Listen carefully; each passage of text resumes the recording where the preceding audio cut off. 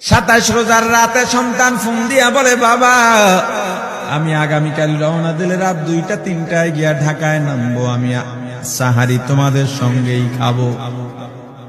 মা বসে আছে, মায়ের সন্তানের বাবাও বসে আছে, সন্তান আসবে।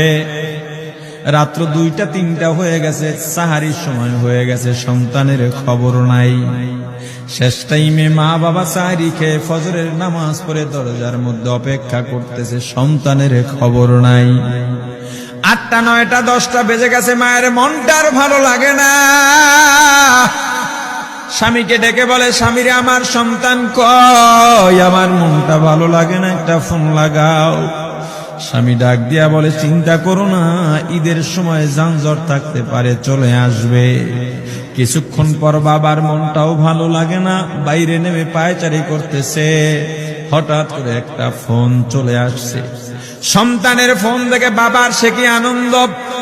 ফোন রিসিভ করে যখনই সালাম দিল, অপর প্রান্ত থেকে সালামের উত্তরে সন্তানের কণ্ঠ পাওয়া যায় না। বাবা ডেকে বললেন, বাবা তুমি কে? এটা তো আমার সন্তানের কণ্ঠ নয়, তবে মোবাইলটা আমার সন্তানের। ওপার থেকে ডাক দেয়া বলে, আপনি কি এই লোকে, এই মোবাইলওয়ালার বাবা? বলে, হ্যাঁ।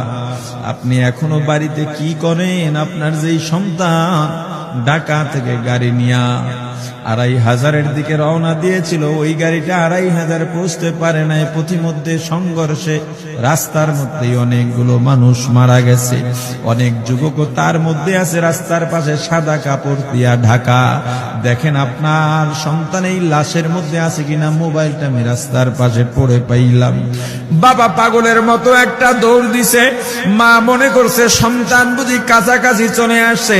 অন্যান্য সন্তানদের ডাক দেয়া বলে, তোরা কে, কোথায়, এদিকে আয়, তোদের ভাই বুঝি কাছাকাছি আসছে। আমার কলিজার টুকরা সন্তান, তোর বাবা যে আগায় আনতে গেছে, তাড়াতাড়ি নতুন চাদর বিছা, বালিশের কভার গুলো খুলে নতুন কভার লাগা, পানি গরম বসা, আমার সন্তান এসে গোসল করবে। আহারে সবাই ফুলের মেলা, ফুলের তোড়া নিয়ে অপেক্ষা করতেছে। 4টা বছর কলিজার টুকরা বাড়িতে নাই, বিদেশ থেকে আসবে। বাবা স্পটে গিয়া দেখেন অনেকগুলো লাশ সাদা কাপড় দিয়া ঢাকা।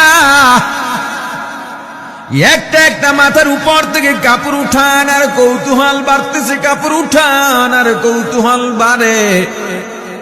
হঠাৎ তাকায় দেখে কলিজার টুকরা সন্তান লাশের মিছিলে শামিল হয়ে গেছে। বাবা সন্তানকে ধরে কাঁদেন আর বলেন, বাবা এত আদর আপ্যায়ন তোর জন্য, এত প্রস্তুতি রে বাবা। তোর মা তোর পথে বসে আছে রে বাবা, কি জবাব দিব বল? তুই যেদিন রওনা দিয়ে বিদেশ চলে গেলি, তোর মা সারা রাত ঘুমায় নাই, দরজায় গিয়া তোর পথের দিকে তাকা রইছি।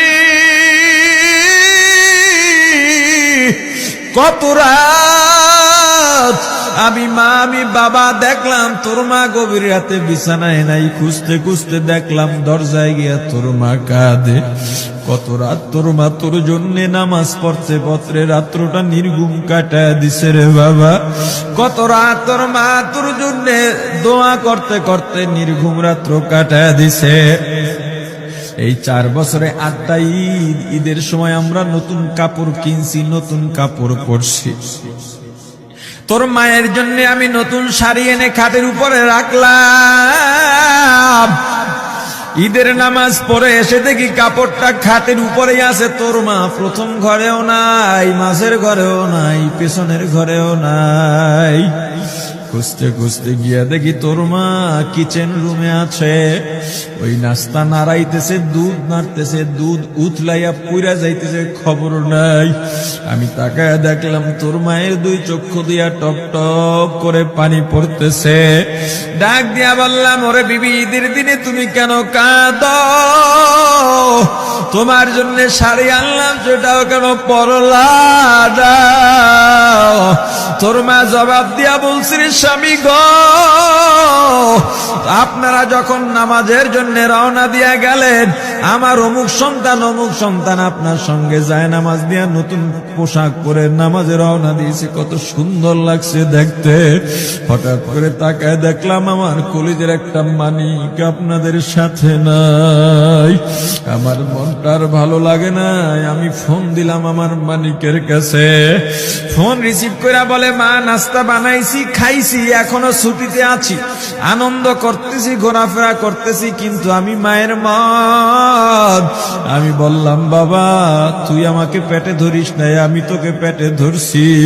আমাকে খুশি রাখার জন্য কত কথাই না বললি, ঈদের টাকা পাঠাইলি, তোর টাকা দিয়া তোর বাবা জামা কিনছে, তোর ভাইরা জামা কাপড় কিনছে, তোর টাকা দিয়ে পরিশ্রমের টাকা দিয়ে আমার শাড়ি কিনছে, গহনা কিনছে, কিন্তু তোর পাশে আমি হাতুড়ের বাড়ির শব্দ কেন পাই? আমার সন্তান বলতে চায় না, পরে বলে, মাগো কাজ করতে আসছি, টাকা নিয়ে কাজ করি, ঈদের দিনেও আমাদের ছুটি দেয় না। ওরে স্বামী বলে, ঈদের দিনেও যেই সন্তান কাজ করে, এই শ্রমের টাকার শাড়ি আমি মা কেমনে পরব রে? ওরে বাবা, আজকে তুই আসবি, খবর শুনে তোর মা এক সপ্তাহ আগের থেকে ঘুমায় না, তোর জন্য কত রঙের পিঠা বানাইছি, তোর জন্য কত আয়োজন, আমি তোর মাকে কি বলবো বাবা বল। বাবা সন্তানের লাশ অ্যাম্বুলেন্সে উঠে বাড়ির দিকে রওনা দিছে। আহারে বাড়ির কাছাকাছি আসছে, এদিকে মা দরজায় গিয়ে অপেক্ষা করতেছে, গাছের আড়াল দিয়া পথের দিকে তাকায় আছেন। দেখেন একটা গাড়ি আসতেছে, মায়ের সে কি আনন্দ, বাড়ির মধ্যে দৌড় দিছে, তোরা কই তাড়াতাড়ি আয়, ফুলের মালাগুলা নিয়ে আয়, গাড়ি এসে পড়ছে।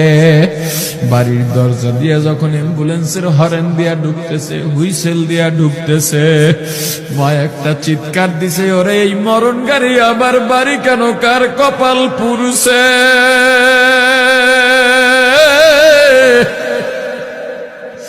অ্যাম্বুলেন্সের দরজা খুলে তাকায় দেখে কলিজার টুকরা সন্তান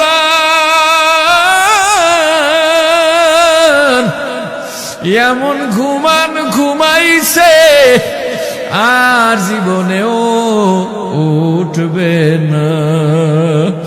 মা কাঁদেন আর বলেন, ওরে বাবা এটা তোর বিছানা নয়, নতুন চাদর বিছাইছি।